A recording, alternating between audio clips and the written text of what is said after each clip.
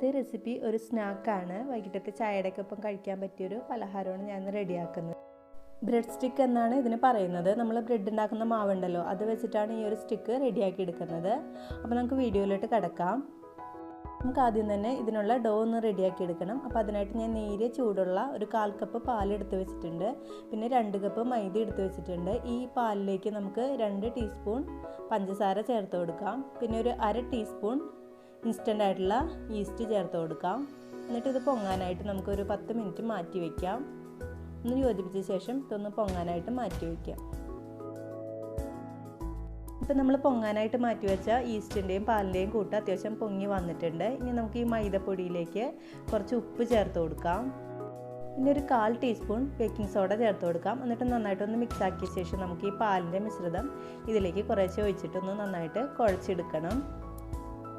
അപ്പോൾ കുറേശ്ശെ ഒഴിച്ചിട്ട് ഒന്ന് നോക്കിയിട്ട് കുഴച്ചെടുക്കാം.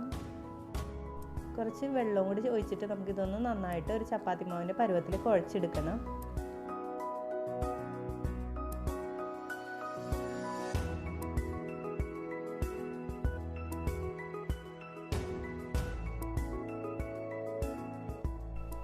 കുറച്ച് ഓയിലും കൂടി നമുക്ക് ഇതിലേക്ക് ഒഴിച്ചു കൊടുക്കാം. ഒരു ടേബിൾ സ്പൂൺ ഓയിലും കൂടി നമുക്ക് ഇതിലേക്ക് ഒഴിച്ചിട്ട് നന്നായിട്ടൊന്ന് സോഫ്റ്റാക്കി കുഴച്ചെടുക്കാം. എന്നാലും ഒരുപാട് സോഫ്റ്റാക്കി കുഴച്ചെടുക്കേണ്ട ആവശ്യമില്ല. സാധാരണ നമ്മൾ ബ്രെഡൊക്കെ ഉണ്ടാക്കുമ്പോൾ ഉള്ള അത്രയും സോഫ്റ്റ്നെസ് ഈ ഒരു ബ്രെഡ് സ്റ്റിക്കിന് ആവശ്യമില്ല.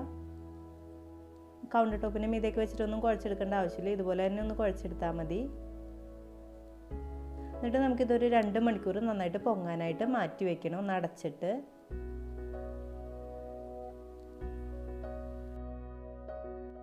ഇപ്പോൾ ഏകദേശം ഒരു 2 മണിക്കൂർ കഴിഞ്ഞിട്ടുണ്ട്. നമ്മുടെ മാവ് നന്നായിട്ട് പൊങ്ങി വന്നിട്ടുണ്ട്, ഡബിളായിട്ട് പൊങ്ങി വന്നിട്ടുണ്ട്. ഇനി ഇതൊന്ന് നമുക്ക് കൗണ്ടർ ടോപ്പിൻ്റെ മീതെ വെച്ചിട്ട് നന്നായിട്ടൊന്ന് കട്ടി കുറച്ചിട്ട് പരത്തിയെടുക്കണം.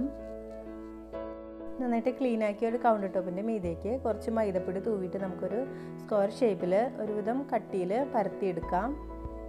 ഒരു 1/2 ഇഞ്ച് കനത്തിൽ നമുക്കിതൊന്ന് പരത്തിയെടുക്കണം. ഏകദേശം ഒരു സ്ക്വയർ ഷേപ്പിൽ പരത്തിയെടുക്കുക. അപ്പോൾ നമുക്ക് മുറിച്ചെടുക്കാനായിട്ട് എളുപ്പമുണ്ടാവും. ഇതിനൊരു സ്ക്വയർ ഷേപ്പ് കിട്ടാനായിട്ട് ഞാൻ സൈഡിൽ നിന്ന് കുറച്ച് കട്ട് ചെയ്ത് മാറ്റുന്നുണ്ട്. എന്നിട്ട് നമുക്കൊരു 3 പാർട്സ് ആയിട്ട് ഇത് ഒന്ന് ഡിവൈഡ് ചെയ്തെടുക്കാം. നീളത്തിൽ ഇങ്ങനെ ഡിവൈഡ് ചെയ്തെടുക്കാം.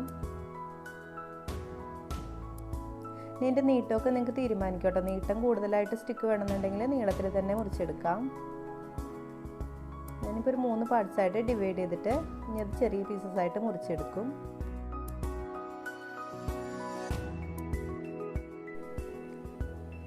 ഈ ഒരു കനത്തിൽ മാവ് പരത്തിയെടുത്താൽ മതി. ഈ ഒരു പീസ് ഒരു കത്തി വെച്ചിട്ടോ അല്ലെങ്കിൽ ഇതുപോലത്തെ ഒരു സ്ക്രാപ്പർ വെച്ചിട്ടോ ഇതുപോലെ ഒന്ന് മുറിച്ചെടുക്കാം. അപ്പോൾ ഇതിൻ്റെ വീതി നീളമൊക്കെ നിങ്ങൾക്ക് നിങ്ങളുടെ ഇഷ്ടാനുസരണം മാറ്റം വരുത്താം. ഞാനിപ്പോൾ ഈ ഒരു അളവിലാണ് മുറിച്ചെടുക്കുന്നത്. ഈ രീതിയിൽ എല്ലാ പീസസും മുറിച്ചെടുത്തിട്ടുണ്ട്. ഈ ഒരു പീസ് എടുത്തിട്ട് നമുക്ക് അതിൻ്റെ നടുക്ക് മാത്രം ഒന്ന് വെള്ളം നനച്ച് കൊടുക്കണം, ഒട്ടിപ്പിടിക്കാനായിട്ട് വേഗത്തിൽ. എന്നിട്ട് അതിൻ്റെ മീതേക്ക് ഒരു പീസും കൂടി വെച്ചിട്ട് നടുക്കായിട്ട് ഒന്ന് കൈ വെച്ചിട്ടൊന്ന് അമർത്തി കൊടുക്കാം. അപ്പോൾ നടുക്ക് മാത്രം ഒട്ടിയിരിക്കും, ബാക്കി 2 സൈഡും ഇങ്ങനെ വിട്ടിരിക്കും. ആ രീതിയിലൊരു ഷേപ്പിലാണ് നമുക്ക് ഈ ഒരു സ്റ്റിക്ക് റെഡിയാക്കി എടുക്കേണ്ടത്. നമുക്ക് എല്ലാ രീതിയിൽ റെഡിയാക്കി എടുക്കാം.